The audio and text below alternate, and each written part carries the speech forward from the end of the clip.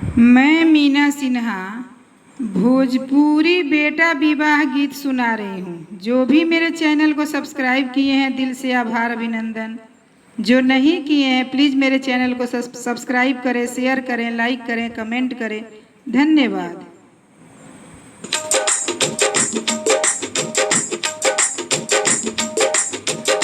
अरे चमा चमा चमकेला दुल्हा के जोड़वा टाई सजलाया मोल। अरे चमा चमा चमकेला दुल्हा के जोड़वा टाई सजलाया मोल।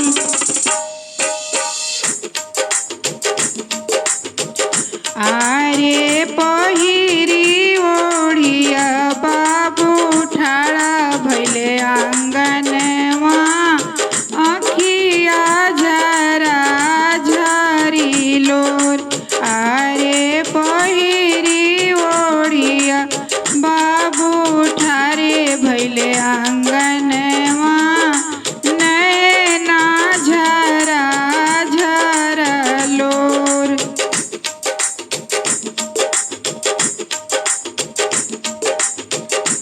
अरे घर में से निकलेली अम्मा हो अपना अम्मा काहे बाबू नैना ढारे लोर। अरे घर में से निकलेली चाची हो अपना चाची काहे बाबू नैना ढारे लोर।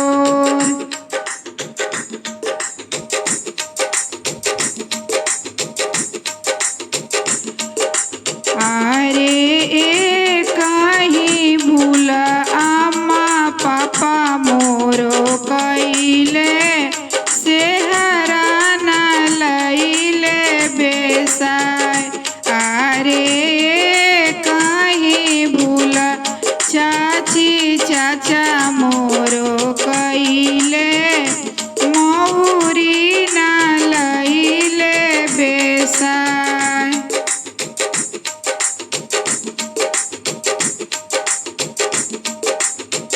अरे चुप हो बाबू नैना लोर पोछा आवतानी फूफा जी तोहार। अरे चुप हो बाबू नैना लोर पोछा आवतारे जीजा जी तोहार।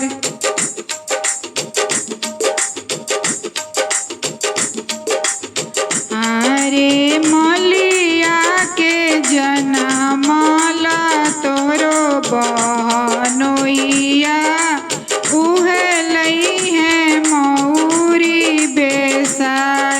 अरे मलिया के जनमला तोरो बहनोइया उहे लई है सेहरा बेसाय।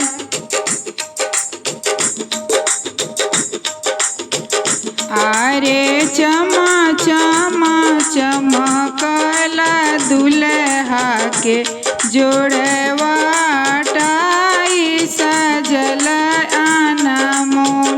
अरे चमा चमा चमकेला दुल्हा के जोड़वा टाई सजल अनमोल। अरे चमा चमा चमकेला दुल्हा के मौरी लरिया सजल अनमोल। अरे चमा चमा चमकेला